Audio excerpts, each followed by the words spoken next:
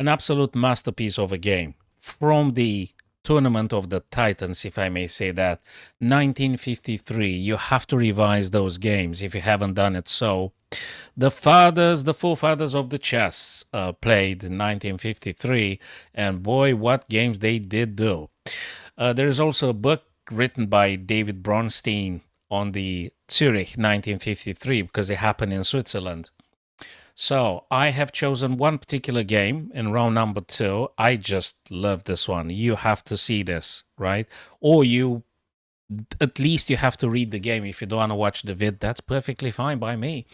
But go read the maxeuwe was with the black pieces versus Efim Geller. maxeuwe, just to say, he was actually World Chess Champion. I think it was the 5th, 1937. 1935, 1937, if I'm not wrong, a Dutch player.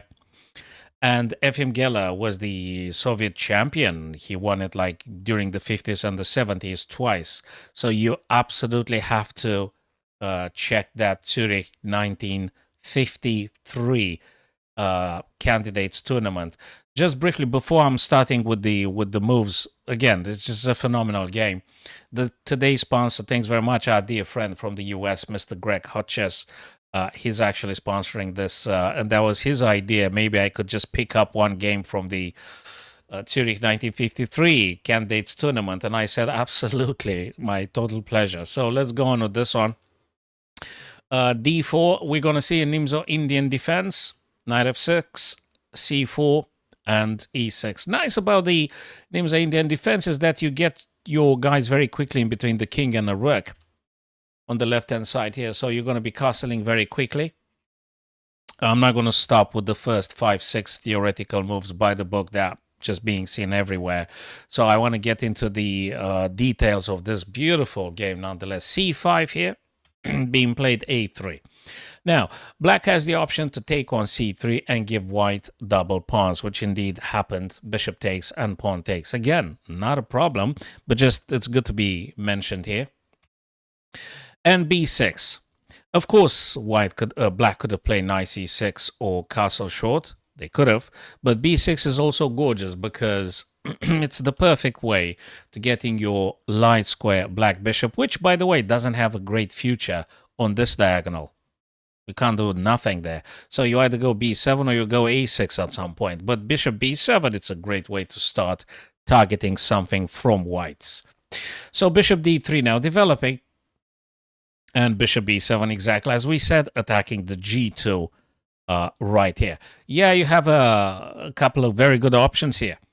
From king f1, believe it or not, which defends g2, and then you may play knight e2 if you want to do it in this fashion, or you go knight f3, or you go f3, because the f3 is that kind of stuff that actually wants to move the center down the board and exerting pressure on the king side for black. So keep this in mind. The f3 is great to be playing it this way. Also, it's worth noting there is no dark square black bishop available here on the board. So maybe there was a little bit of encouragement. That bishop's absence was an encouragement for white to play f3. Knight c6, again, developing is key, whatever it's being played. If you don't develop your pieces, really, you ain't gonna do it. Developing, both players. And castle short here for black. Castle short for white. Everything nice and cool. The move. We're starting now the game. Brilliant game. With the move like knight a5. And if you wonder why, because there is already a potential weakness black may want to go for.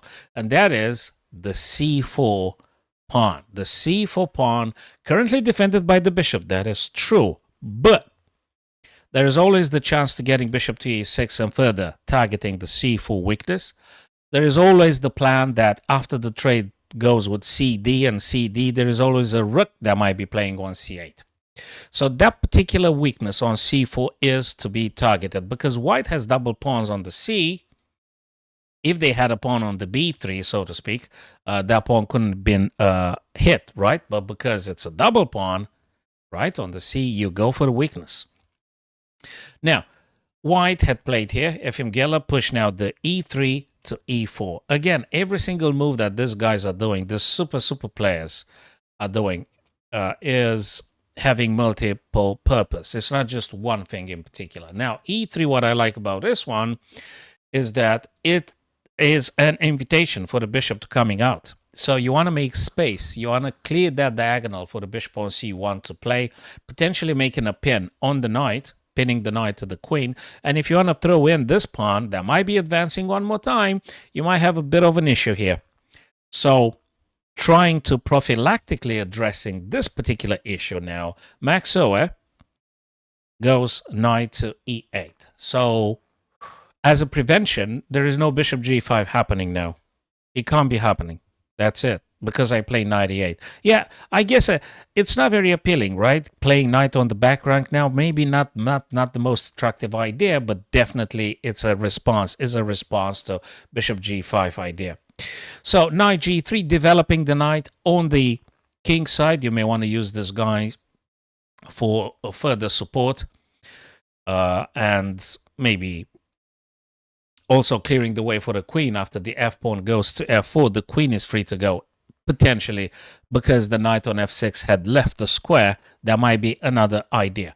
Now, at this stage now, black could be playing rook to c8 or bishop to a6, which are very, very good moves. Don't get me wrong, rook c8 is very much favored here, rook c8, because then d is going to take, c is going to take on d, and you're opening up the rook and the knight and the bishop, and you take it on c4 potentially with the intention.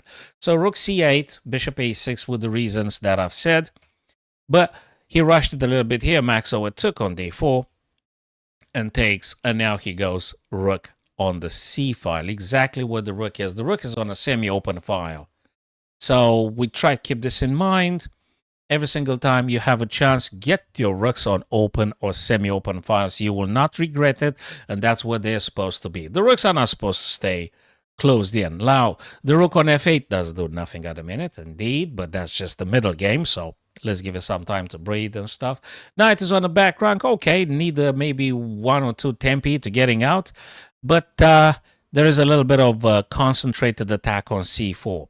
So c4 now, white has to address this one. Okay, the first instinct when I read the game firstly, I was thinking, okay, now I'm going to get something like queen e2, which, yeah, it can be played, but not the best move, though. I'm going to show you the best move, guys.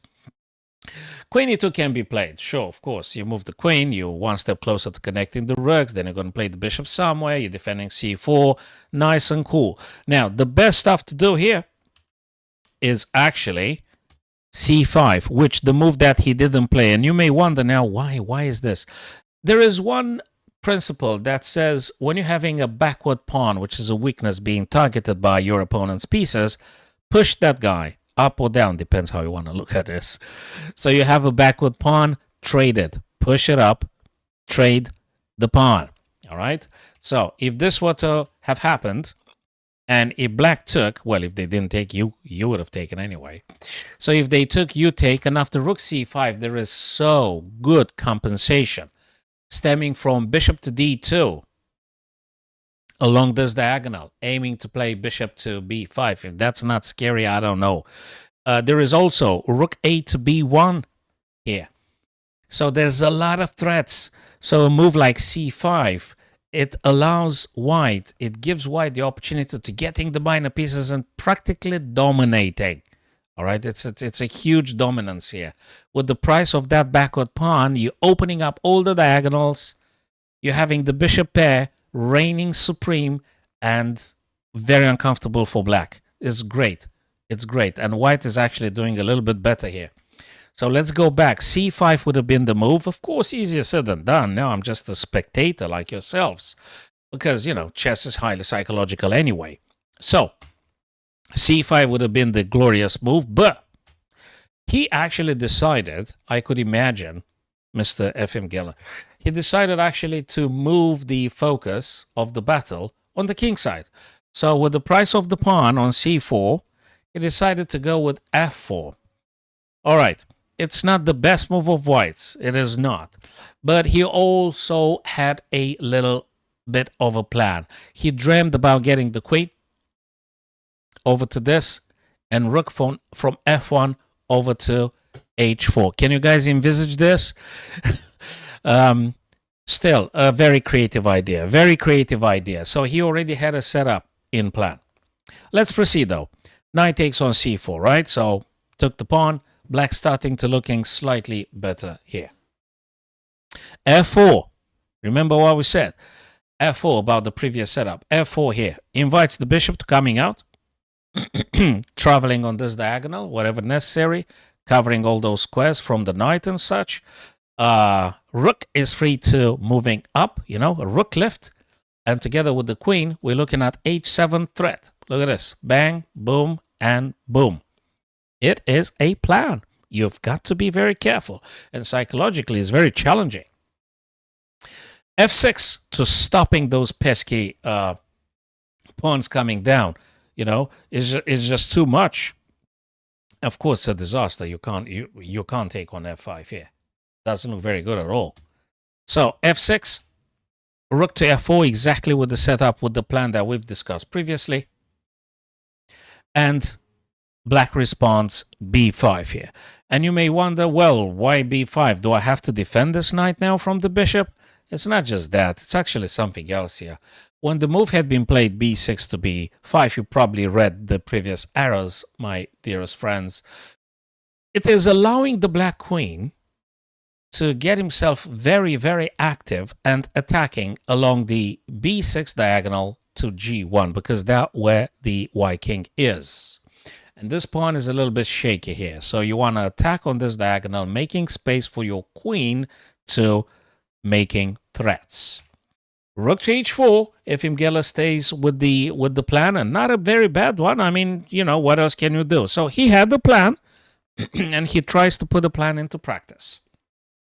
Queen to b6. Notice that the pawn on d4, my dear friends, is pinned. Can't move downwards, is pinned. That pawn is pinned. And now, Efim Geller plays e4 to e5.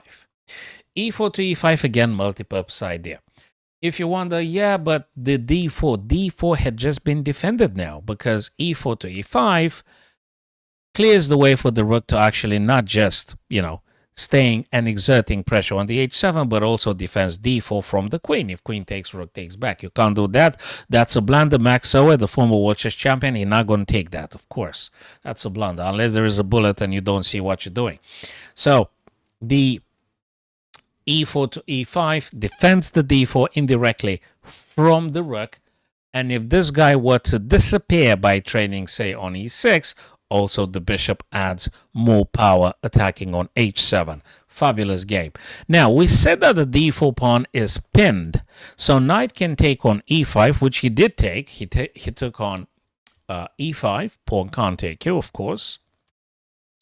But, as we said, the pawn on f5 now takes on e6, enabling quite a few deadly traps here. Look at this. We're talking about the h7 weakness. That is the critical point for black, and white is going to go and take advantage of that one. I mean, hell, you can't just sit down and wait. You got to create yourself some attacking ideas. That definitely is something you got to pay attention to. Bishop and rook. I mean, just look at this one. I hope it's profiling now, guys. More and more and more clearer. The game is, believe it or not, fairly equal, but the psychology of the position, I think, is huge. Because, there is that quotation, I think, from Bobby Fischer, I don't believe in psychology, I believe in good moves. Yes, if you were a machine. Yeah, sure, you believe in good moves if you're a machine, but you ain't. You're not a machine.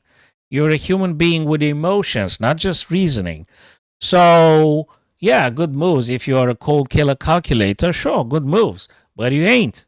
You're a human with feelings and emotions, and you're getting entrapped into your own emotional dilemmas and stuff.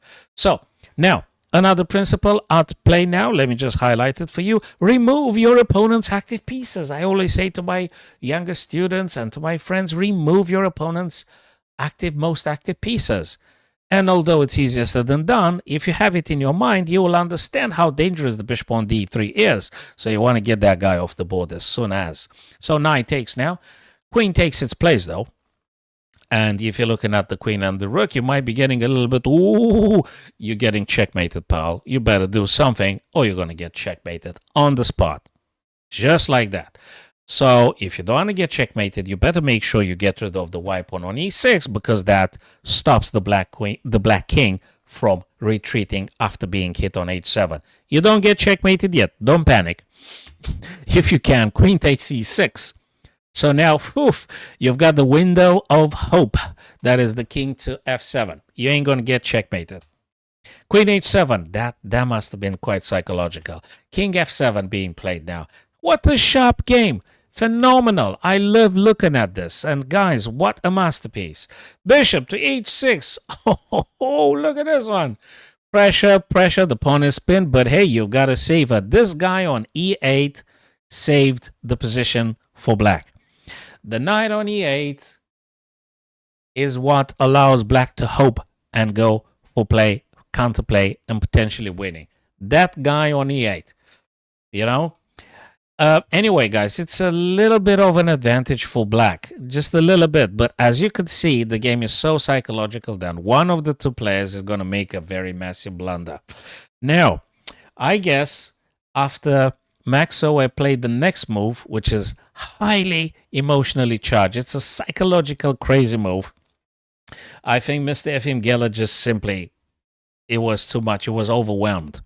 Now, the engine gives you here, the softwares everywhere, they will give you moves like rook g8, which, by the way, when I watched it, I was a little bit of a chicken. I said, yeah, rook g8, go, because I got a little bit scared about the bishop and the queen.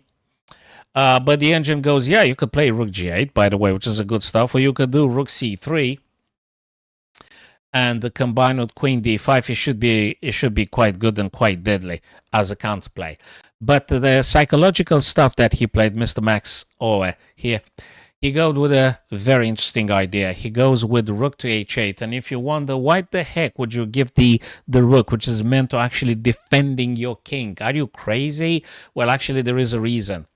Rook to h8 would be the white's queen deflection from defending c2. And if you wonder, what's that got to do with anything? Well, it does. Because rook to c2, if they were able to play there, combine with the bishop, look at this. This is the wisdom. This is the brilliant stuff about chess at the super grandmaster level. You're deflecting the queen from the very important c2, which is the way to propulse the rook together with the bishop to delivering deadly strikes here. Rook h8. Queen took. And rook c2. Bloody hell, look at this. That must have been so emotionally challenging, scary, that Mr. Efim Geller made the blunder now. Look at the position, guys, because there is a resource here for white to stay in the game with the perfectly equal. I mean, emotionally, it's crazy, but there is a resource that stops black from doing what they want to do.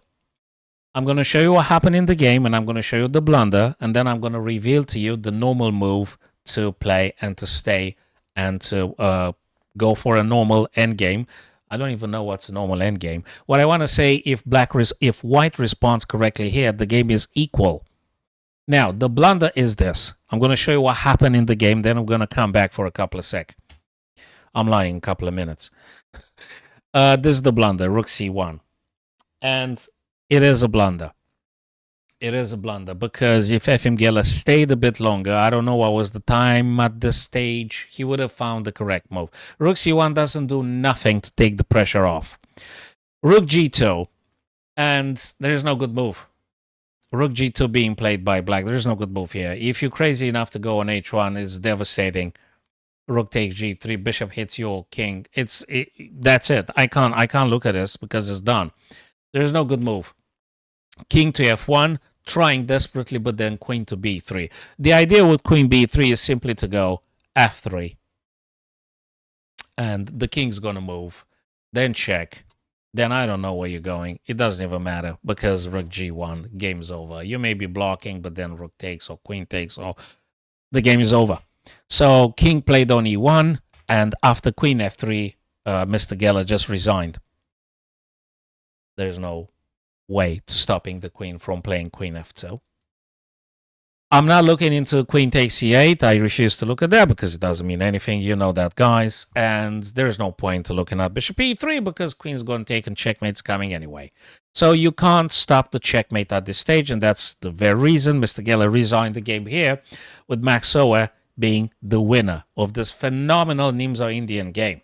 Phenomenal. So I hope we can agree that white is completely lost here. There's nothing you can do. Now let's go back to the very moment where white could have actually responded and staying in the game. Again, chess is so psychological. And the move was d5. This little pawn advancement would have been the perfect reply for white to stay, even with a meager plus 0.30, plus 20 something. There was no softwares in 1953 of this capacity, but just wanted to give you the objective interpretation of this. d5 is just great for white. It's equal. It's equal. d5 is equal here. And you may say, how the heck is this equal? I'm going to take with the queen, right? I'm going to take with the queen together with the bishop. What? No, that doesn't work, fellas. Because after queen takes d5, there is rook e4. Now, good luck with your plan. What was your plan again? You can't go to g2, pal. Well, if you want to take the rook, feel free to take the rook. Queen takes. I think we can shake hands. Knight takes. Goodbye. It ain't working. White is winning. And not just that, the rook parrying the queen from reaching g2. And not just that. Rook actually, together with the white queen on h8, they have a deadly checkmate threat. So d5 was the stuff. I wanted to particularly showing it and pausing it for a couple of seconds. I don't want to take your precious time, but this one is immortal, is eternal, is beautiful. d5 was the move, fellas. And if you say, yeah, but I take with the bishop. Yeah, psychologically it's crazy, crazy, crazy sharp. But you ain't going to die with white here because now you're going to play rook d. You're going to play rook d. Where's the killing stuff? Yeah, you can proceed with rook g2. White's not crazy to go king h1 because if they were to go, it's checkmate him 3. Rook's going to take here. If they go here, rook's going to take here, and it's done. Sorry, it was just mate in 2. Yeah, okay, they're going to block with something. Forget about it. Let's go back. Now, the move would have been king f1. You don't have any checkmate net here. There is no checkmate sequence. You can't do nothing. You can't kill them now. Moreover, if white were to remove the bishop on d5, the king simply takes the rook on g2 as well. Just another idea. Just another idea. And if you move the rook to safety, whatever safety means here, the board is on fire. If you go rook a2, just saying, well, why not? Why just simply interpose a bishop here and stuff? So you do not have any checkmate sequence available for black at this stage. Only if Mr. Geller had played pawn d5. Pawn d5, nothing's going to happen. And rook c1, the blunder. The psychology of chess. You can imagine, what move is that, fellas? Move number 24 or something. Yeah, move number 24. Imagine the psychology, imagine the nerves, imagine the emotions. Because the emotions got Mr. Geller to losing the game here. Or probably the time issues and stuff. Nevertheless, so guys, thank you very much for watching this. Again, thank you to my sponsor for today's video, Mr. Greg Hotchkiss.